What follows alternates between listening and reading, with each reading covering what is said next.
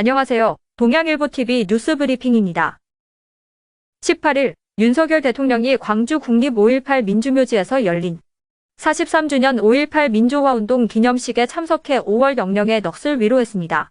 지난해에 이어 취임 후 2년 연속 5.18 기념식에 참석한 윤 대통령은 유족들과 함께 역사의 소용돌이 속에서 기고하게 희생한 전영진, 김대영, 정윤식 등 열사들의 묘소를 참배했는데요.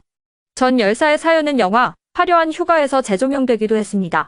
전 열사는 송영길 전 민주당 대표의 고등학교 친구로 5.18 데모를 주동한 사람은 저였는데 저는 죽지 못하고 우리 영진이가 5월 21일 계엄군 총탄에 쓰러졌다고 회고하기도 했습니다. 5월 항쟁 당시 만 17세에 구두 닦기를 하던 김재영 열사는 1980년 5월 21일 옛 전남도청 앞에서 계엄군의 집단 발포한 총탄에 숨진 것으로만 알려졌는데요.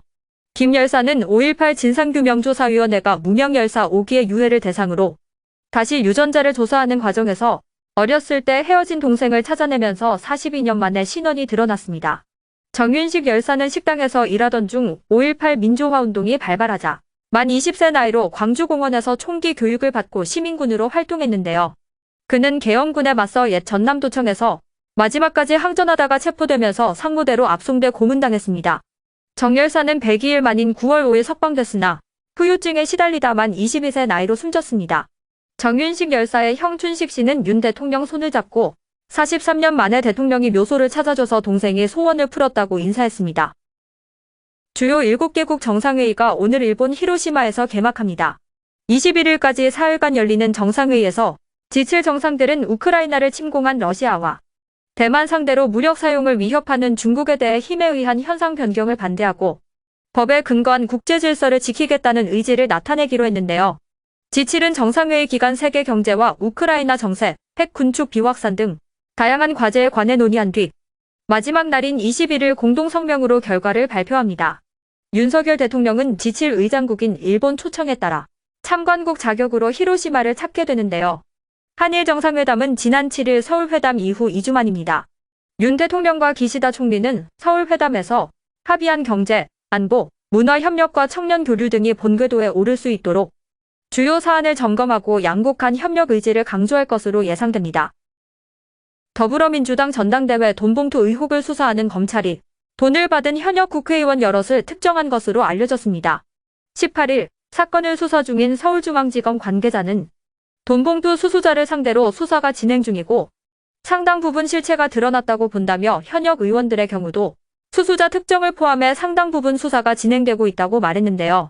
검찰은 돈봉투 살포 과정에 개입한 혐의를 받는 무소속 윤관석, 이성만 의원을 피의자 신분으로 소환해 자금 조달 전달의 구체적 경위와 함께 수수자들에 대해서도 확인할 계획입니다.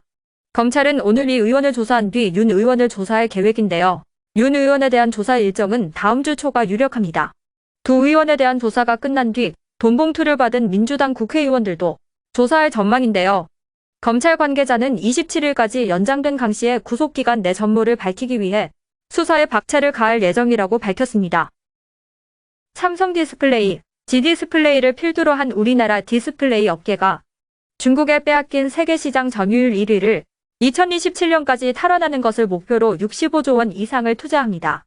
2027년 세계시장 점유율을 50%까지 높이고 경쟁국과의 기술 격차를 5년 이상으로 벌리는 동시에 작년 기준 65%에 그친 소부장 자급도도 80%까지 끌어올린다는 계획인데요. 이와 관련해 정부는 1조 원 이상의 연구개발 자금을 투입하고 특화단지 조성과 규제 해소 등 제도적 지원을 통해 디스플레이 강국 지위를 공고히 해나간다는 방침입니다. 경쟁국과 초격차를 유지하기 위해 기존 OLED가 갖는 한계를 넘어 더 밝고 수명이 더 길며 더 큰 화면 구현이 가능한 무기발광 디스플레이 ILED 기술 선점을 위해 대규모 정부 지원도 추진되는데요. 산업부는 소재, 부품부터 공정, 인프라, 제품 양산까지 전 주기에 걸친 ILED 국내 생산 기반 마련을 위해 약 9,500억 원 규모의 대규모 예비 타당성 조사 사업을 하반기 추진합니다. 갑작스러운 사고로 뇌사 상태가 된 20대 청년이 장기와 인체 조직을 동시에 기증해 100명 넘는 이들에게 희망을 나누고 하늘로 떠나 감동을 주고 있습니다. 18일 한국장기조직기 증언에 따르면 지난달 16일 사고로 충남대병원 응급실에 실려온 이동재 씨가 의식을 회복하지 못한 채 뇌사 상태에 빠졌다가 지난달 25일 숨졌는데요. 이 씨는 마지막 가는 길에 심장과 좌우 신장, 간, 폐를 기증해 5명의 생명을 살렸고 조직 손상으로 장애가 있는 100여 명의 환자에게 인체 조직을 나눠 희망을 건넸습니다. 충남 천안 출신으로 군 제대 후 대전에서 취업해 살던 이 씨는 말수가 적고 내성적인 성격이지만 어려운 사람에게 먼저 다가가는 배려심이 많은 사람이었다고 유족은 전했는데요.